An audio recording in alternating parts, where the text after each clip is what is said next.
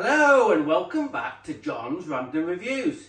Today we've got a Macpac update. The last time I did a video about Macpacs was a couple of years ago. 37,000 views. So if you like this kind of video, I'm not going to do it. That's subgrubbing. We're not going to do any subgrubbing today. So we're going to talk about my life with Macpac over the last couple of years, and I also have got a new addition. Come in, Mr. Camera Lady. So this, on the top, let me unclip it. Here's a Makita tote box. So, what is a tote box? Well, it's this. I don't know what the name tote means, but it's just a little a carry box for all your odds and sods or little bits and pieces or plumbing fittings or anything you wanted to put in. You can see it's got two compartments there.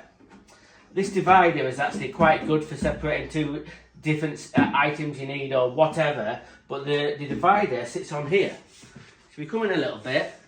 The divider is designed to sit on top of the Makita toolbox like this. Like that. If you come in here, it clips on like that. So I've been using this. You can see it's a little bit scratched. I've been using this for a few months and it's pretty good. It's quite an expensive item for Makita. A lot of this Makita Macpac stuff is quite expensive. Not so much the boxes, but when you go into the tool boxes and the organiser boxes and this, I think this, the cheapest I saw online in the UK for this was about £45. £45 for a little ABS box. But if you're like me and you're Makita mad, I had to have it. And I thought, initially I thought, oh, I'm not going to use it, it's just something I'm not going to use.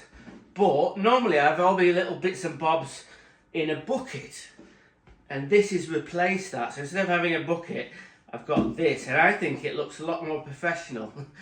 Rocking up at someone's house with a bucket. I don't let a lot of traders do that, and there's nothing wrong with it. There's nothing wrong with it. But now I've got my tote. I think it's going to be a good addition to my Makita Macpac system. So, in general, well, as you know, if you've watched the last video a couple of years ago, I might put a link to that. A lot of people slag off Makita Macpac boxes because they're very flimsy and they break quite easily. But I've had a lot of my boxes now for 7 or 8 years, and I've never had any problems. Obviously, the only problem I've had is some of these are a bit sticky. The connector bits are a bit sticky, as you can see. But that's quite an easy fix. What you need to do to get them working better is put a little bit of silicone grease on, just do a little bit of filing on that to get them to work properly.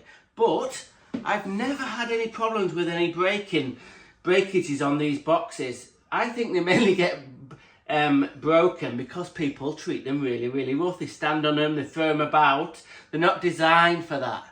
The Japanese, they sort of design it just to hold the tools and for you to look after your bloody tools and look after your toolboxes. So as you know, or don't know, the Milwaukee pack-out system is a lot more sort of chunkier and a lot stronger. It is, I'm not saying that.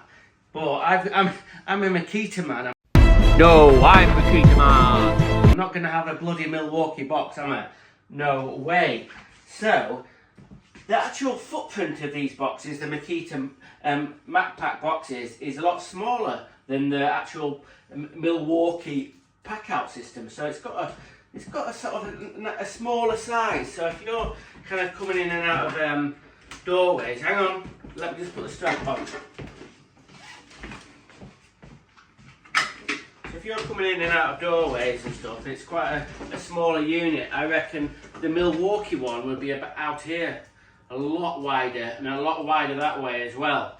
So if you're wondering, come in a little bit, if you're wondering why that's all crimped up like that, the reason for that is, this is how I put it in the van.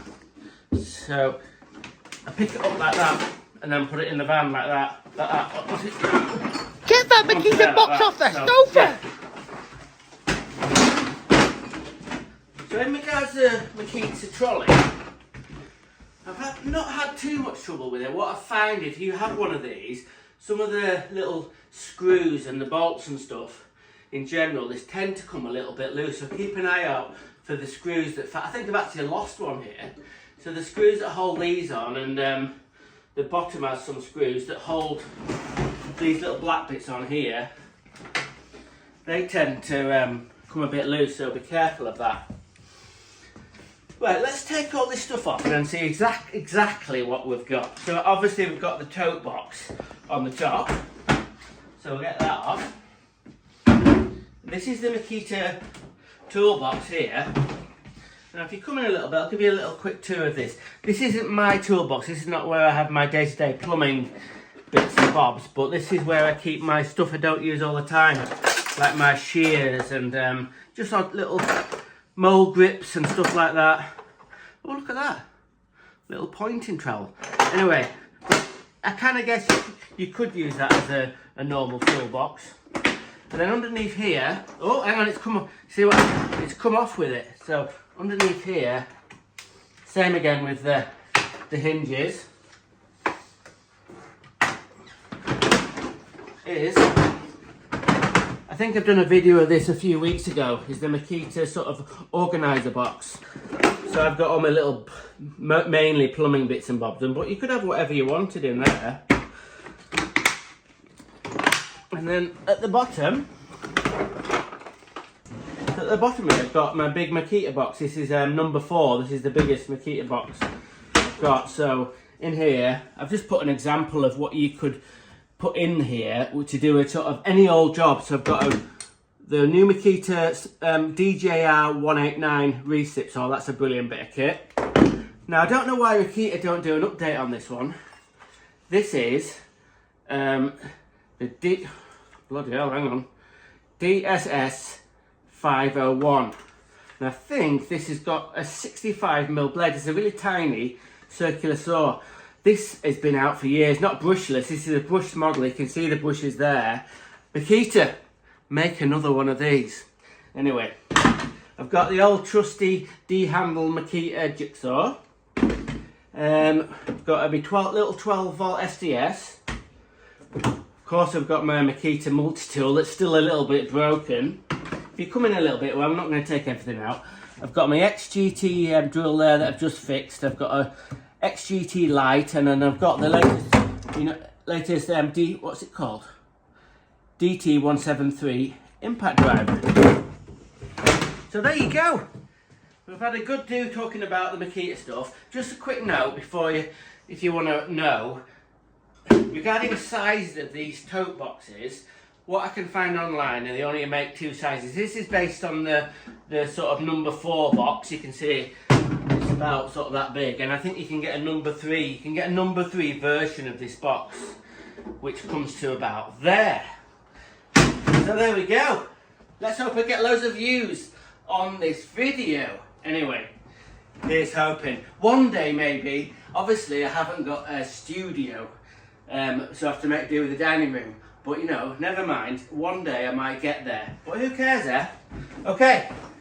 Thanks for watching. Random is rad. Rock on.